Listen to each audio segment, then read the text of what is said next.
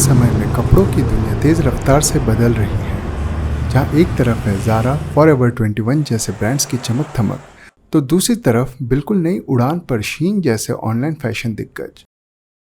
इन brands के model का मंत्र है, आज पहन लो, कल से ये पुराना कपड़ा कहलाएगा। इसलिए आपके लिए नए कलेक्शन और ट्रेंड्स हर पल बहुत कम दाम में।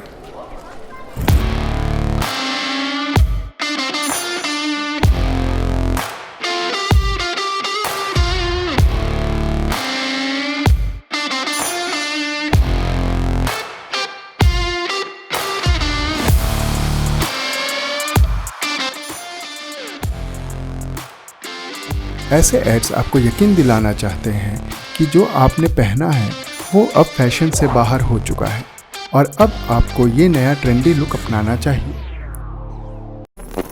ये ब्रांड्स फैशन शोज के रनवे डिजाइनों को असली के सस्ते वर्जन्स में उतारते हैं ताकि आम ग्राहक ताज़ा फैशन खरीद सके, वो भी कम दाम में। ज़ारा और H&M ने इस ट्रेंड की शुरुआत की थी, जहां ये छोटे प्रोडक्शन साइकिल की मदद से नए मॉडल्स जल्दी मार्केट में लाते हैं, यानी जल्द से जल्द ज़्यादा कपड़े मार्केट में उतारते हैं। लेकिन शीन ने इस रेस में और तेज कदम बढ़ा दिए।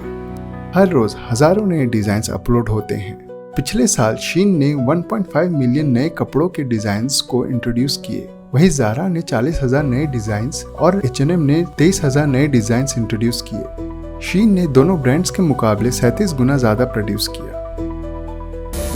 अल्ट्रा फास्ट फैशन का मॉडल, जिसमें डिमांड सेंसिंग एल्गोरिदम और फ्लेक्सिबल सप्लाई चेन का इस्तेमाल होता है, ये टेक्निक दुनिया भर में चल रहा है। लेकिन ऐसे फैशन के पीछे छुपा है एक अंधेरा सच। इन कपड़ों के मिल्स में साउथ और साउथ ईस्ट एशिया के मजदूरों की सस्ती मेहनत छुपी है। बांग्लादेश, भारत, वियतनाम जैसे देशों में महिलाएं और बच्चे दिन रात काम करते हैं, लेकिन फिर भी उनका जीवन सुखद नहीं है। बांग्लादेश के 40 लाख मजदूर महीने में लगभग 10,000 रुपए तक कमाते हैं। तमिलनाडु में घर पर काम करने वाली महिला एक जोड़ा कपड़ा सिलने पर 1 रुपए से भी कम कमाती है। वियतनाम के मजदूर अपनी ज़रूरतें पूरी करने के लिए हर हफ्ते 50 घंटे ज़्यादा काम करते हैं।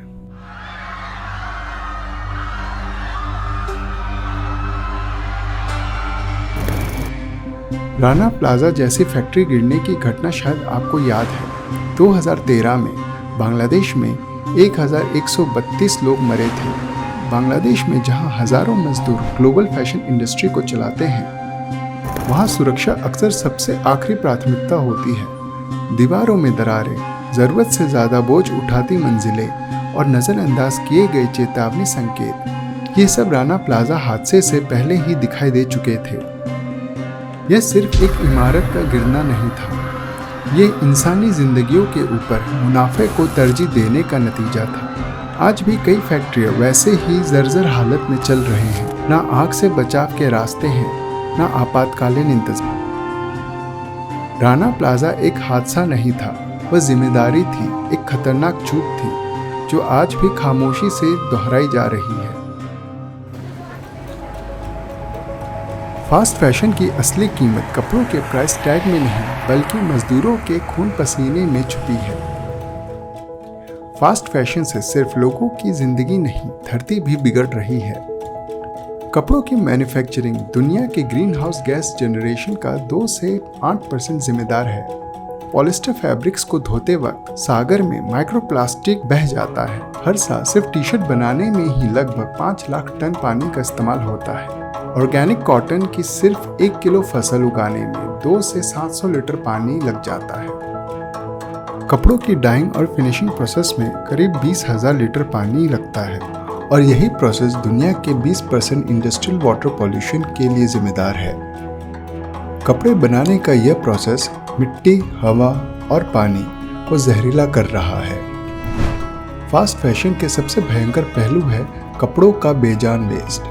हर साल 100 बिलियन कपड़े बनते हैं, 92 मिलियन टन लैंडफिल में चले जाते हैं। अक्सर ये कपड़े थर्ड वर्ल्ड के देशों में जाते हैं, जैसे घाना, कीनिया और नेपाल में।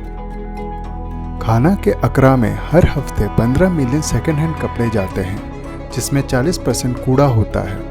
यह बाजार कपड़ों का डंपिंग ग्राउंड बन चुका है। दुनिया के डेवलप देश अपने पुराने कपड़े थर्ड वर्ल्ड कंट्रीज के लोगों पर थोप रहे हैं। फास्ट फैशन सिर्फ पर्यावरण और मजदूरों के लिए खतरनाक नहीं है, बल्कि हमारे मानसिक स्वास्थ्य पर भी असर डाल रहा है। जेनजी युवा कहते हैं कि फास्ट फैशन उनकी मानसिक स्वास्थ्य पर बुरा प्रभाव डाल रही है।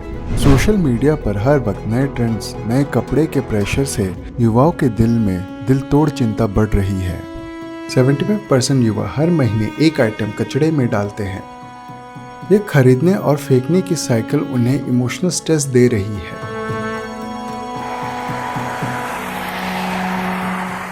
लेकिन हर अंधेरे के बाद रोशनी भी होती है। सस्टेनेबल फैशन का कॉन्सेप्ट उभर रहा है। कपड़ों का रीयूज, स्वैप इवेंट्स, जहां लोग कपड़े एक्सचेंज करते हैं, और अब साइक्लिंग और रेस्पॉन्सिबल ब्रांड्स को चुनना, ये सब एक नए फैशन कल्चर की शुरुआत है।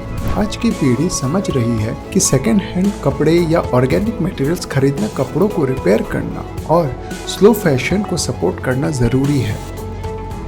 हर एक छोटा कदम, एक कपड़ा कम खरीदना, एक रिपेयर ज़्यादा करना, इस फैशन की दुनिया को बदलने की शुरुआत हो सकती है। हर कपड़ा एक कहानी के साथ आता है।